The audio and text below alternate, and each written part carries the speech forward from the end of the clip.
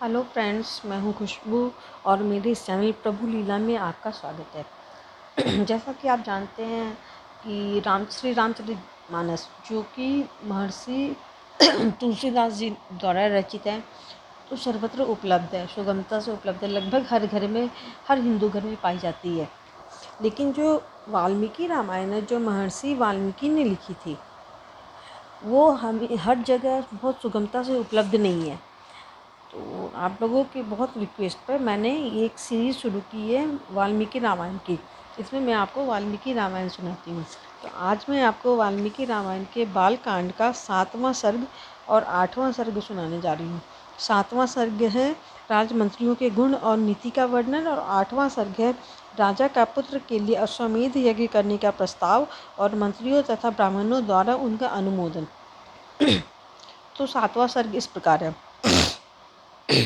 इक्ष्वाकुवंशी वीर महामना महाराज दशरथ के मंत्री जनोचित गुणों से संपन्न 8 मंत्री थे, जो मंत्र के तत्व को जानने वाले और बाहरी चेष्टा देखकर ही मन के भाव को समझ लेने वाले थे।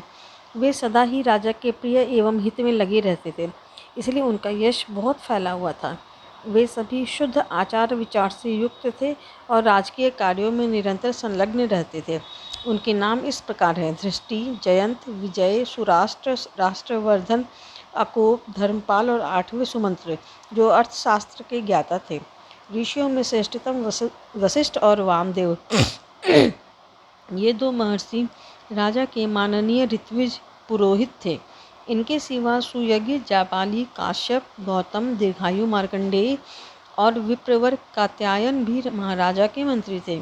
इन ब्रह्मर्षियों के साथ राजा के पूर्व परंपरागत ऋत्विज भी सदा मंत्री का कार्य करते थे। ऋत्विज का मतलब होता है पुरोहित।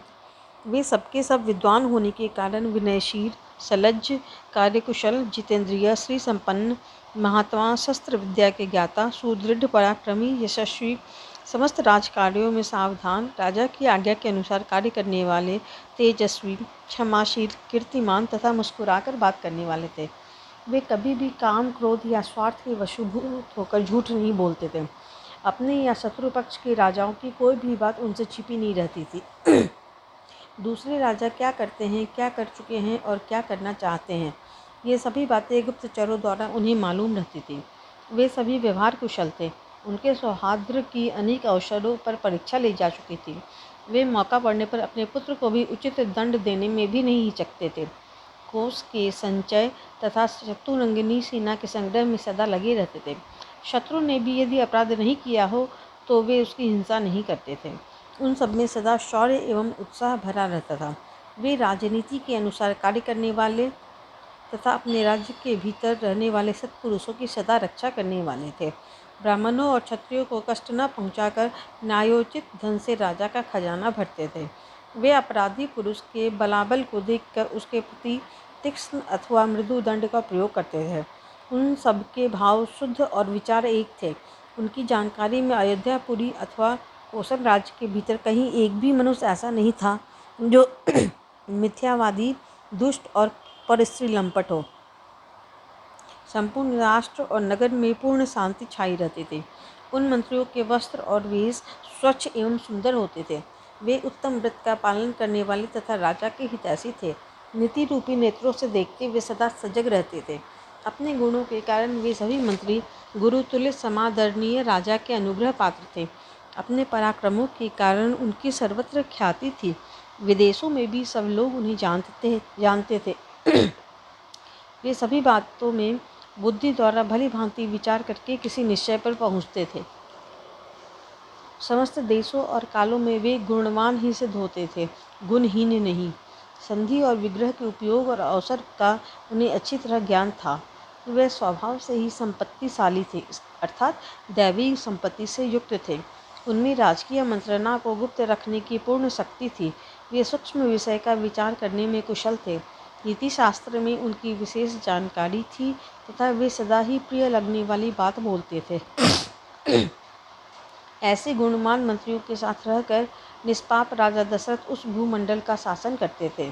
वे गुप्तचरों के द्वारा अपने और शत्रु राज्य के वृत्तांतों पर दृष्टि रखते थे। प्रजा का धर्मपूर्वक पालन करते थे तथा प्रजा पालन करते हुए अधर्म से दूर ही रहते थे। उनकी तीनों लोकों में प्रसिद्धि थी। वे उदार और सत्य प्रतिज्ञ थे।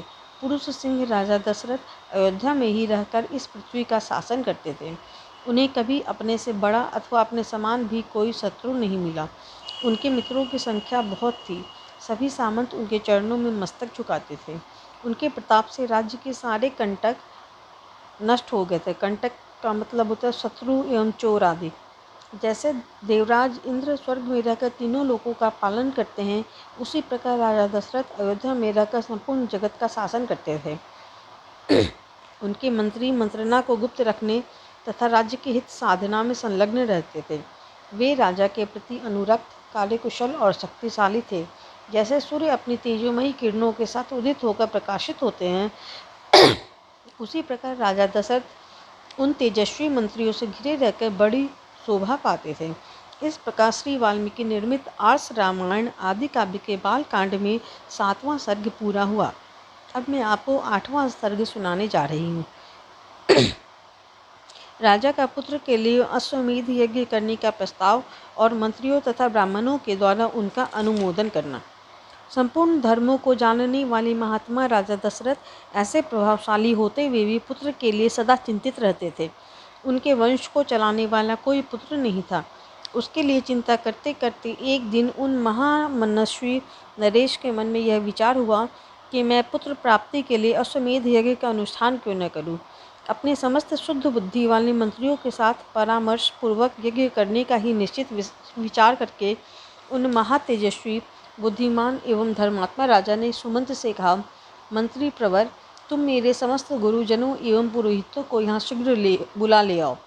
तब शीघ्रतापूर्वक पराक्रम प्रकट करने वाले सुमंत्र तुरंत जाकर उन समस्त वेद विद्या के पारंगत मुनियों को वहाँ बुला लाए।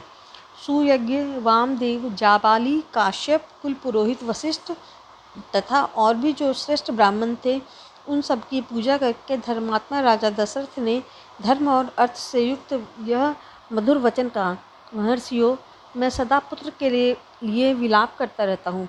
उसके बिना इस राज्य आदि से मुझे सुख नहीं मिलता। अतः मैंने यह निश्चय किया है कि मैं पुत्र प्राप्ति के लिए अश्वमेध द्वारा भगवान का यजन करूँ।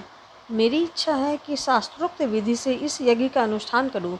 अतः किस प्रकार मुझे मेरी मनोवांछित वस्तु प्राप्त होगी, इसका विचार आप लोग यहाँ करें। राजा के ऐसा कहने पर वशिष्ठ आदि सब ब्राह्मणों ने बहुत अच्छा कह के उनके मुख से कहे गए पूर्वोक्त वचन की प्रशंसा की। फिर वे सभी अत्यंत प्रसन्न होकर राजा दशरथ से बोले, महाराज, यज्ञ सामग्री का संग्रह किया जाए, भूमंडल में भ्रमण के लिए यज्ञ संबंधी अश्व छोड़ा जाए तथा सरयू के उत्तर तट पर यज्ञ भूमि का निर्माण किया जाए। तुम यज्ञ द्वारा सर्वथा अपनी इच्छा के अनुरूप पुत्र प्राप्त कर लोगे, क्योंकि पुत्र के लिए तुम्हारे हृदय में ऐसी धार्मिक बुद्धि का उदय हुआ है। ब्राह्मणों का यह कथन सुनकर राजा बहुत संतुष्ट हुए। हर्ष से उनके नेत्र चंचल हो उठे। वे अपने मंत्रियों से बोले, गुरुजनों की आज्ञा के अनुसार यज्ञ की सामग्री यहाँ एकत्र की जाए। शक्तिशाली वीरों के संरक्षण में उपाध्याय सहित अश्व को छोड़ा जाए। सरयू के उत्तर तट पर यज्ञ भूमि का निर्माण हो। शास्त्रोक्त विधि के अनुसार क्रमशः शांति कर्म का विस्तार किया जाए, जिससे विघ्नों का निवारण हो। यदि इस श्रेष्ठ यज्ञ में कष्टप्रद अपराध बन जाने का भय न हो तो सभी राजा इसका संपादन कर सकते हैं, परंतु ऐसा होना कठिन है, क्योंकि विद्वान ब्रह्म राक्षस यज्ञ में विघ्न डालने के लिए छिद्र ढूंढा करते हैं। विधिहीन यज्ञ का अनुष्ठान करने वाला यजमान तत्काल नष्ट हो जाता है। अतः मेरा यह यज्ञ जिस तरह विधि पूर्वक संपन्न हो सके वैसा उपाय किया जाए। तुम सब लोग ऐसा साधन प्रस्तुत करने में समर्थ हो। राजा के द्वारा सम्मानित हुए समस्त मंत्री पूर्ववत उनके वचनों को सुनकर बोले, बहुत अच्छा, ऐसा ही होगा। इस प्रकार वे सभी धर्मज्ञ ब्राह्मण भी नृपश्रेष्ठ दशरथ को बधाई देते हुए उनकी आज्ञा लेकर जैसे आए थे वैसे ही फिर लौट गए। उन ब्राह्मणों को विदा करके राजा ने मंत्रियों से कहा, पुरोहितों के उपदेश के अनुसार इस यज्ञ को विधिवत पूर्ण करना चाहिए।